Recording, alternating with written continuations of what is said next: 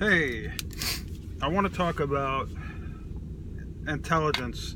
Intelligence is the topic I'm most concerned with. I'm most interested in it. It's my driving force is to understand the mind and the way it works and the way to increase cognitive capacity. So all this about meditation and mindfulness and consciousness is all really can be under the heading of increasing cognitive capacity or increasing intelligence. And my theory is, I reject all the theories. I've done a lot of studying on cognitive human cognition and learning and intelligence theory and learning theory and social learning theory and consciousness studies and mindfulness and techniques. I've done a lot of study. I've not yet heard an adequate definition of intelligence, and I've heard many different theories of intelligence, and none of them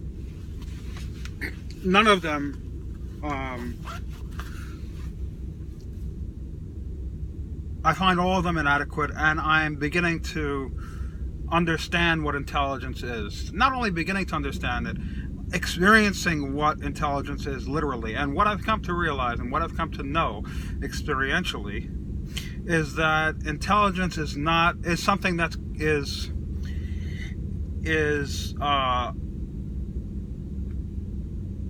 can be grown. Okay, so intelligence is not inherited.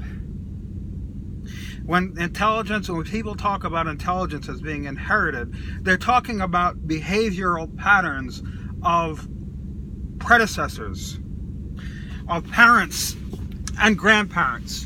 When someone talks about a genetic sequence, a DNA sequence, or a pattern that expresses itself as behavior in the form of perception and awareness and learning capacity, what they're only talking about when they say it's heritable is the behavior and experiences of the forebears, of the parents and grandparents.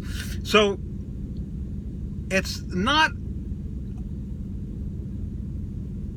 a material substance in the DNA code, a physical substance that's inherited and then expresses behavior. It's behavior itself that's transmuted or transcribed into the code and then expresses itself in the next generation.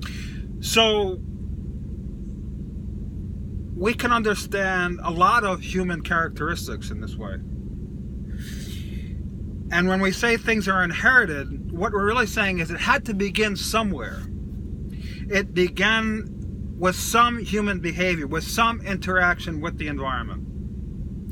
Anything that can be inherited through the DNA has to have begun with some adaptation with the environment. Now they call things selection. There is no selection.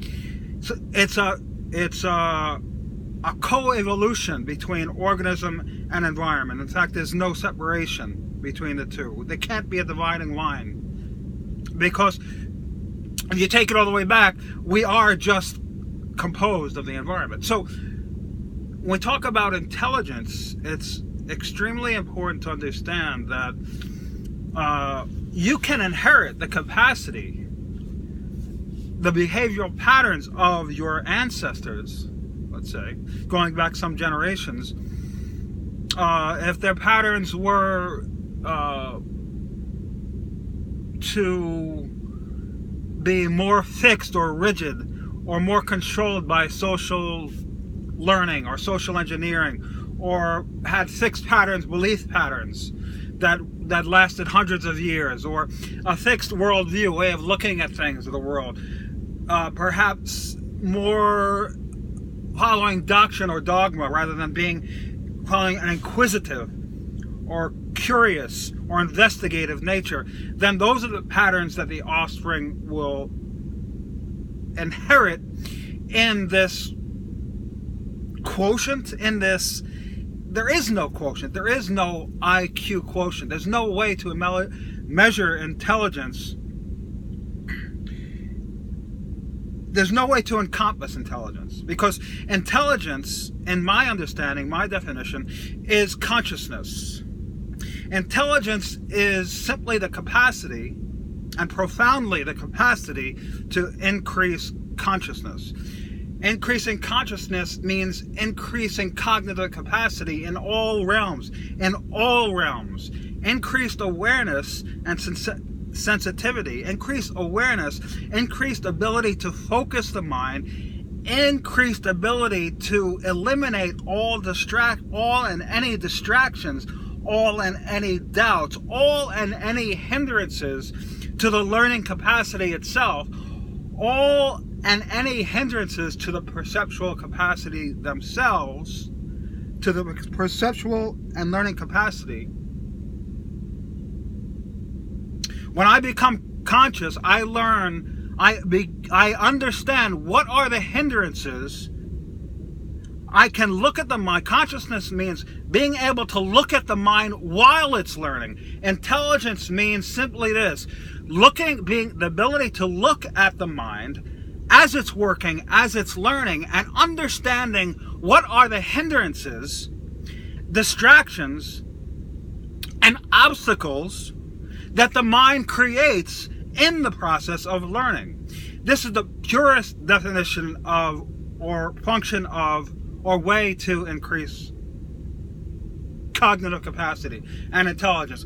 Consciousness means intelligence, and consciousness means becoming aware of how the mind is struggling to learn what it's learning. What it is that's slowing down the process. What are the obstacles that I face when I approach a learning task? So I'm learning the way the mind is learning while I'm learning some content. Look at how profound that is. Look, that's 3 levels of mind. I'm learning some content.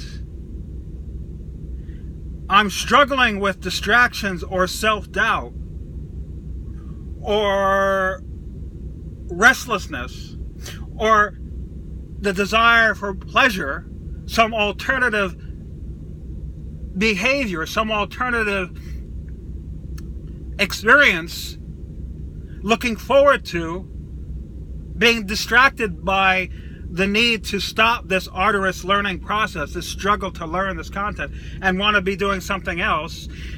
The doubt that I feel in my ability to learn this piece of content, to learn this melody, this piece of music, to learn this set of words in a new language, to learn this biochemical compound, this enzyme chemical reaction, right? When we approach learning tasks, new material, there's a resistance that must be overcome. And these include patterns of behavior, patterns of thought, patterns of self-concept that hinder the learning process itself. Now, if I could become, not only I'm learning something, but I become aware of the struggle, and also not only the struggle, but aware of the patterns that increase my ability to learn. So the whole point of all this is that consciousness means having the capacity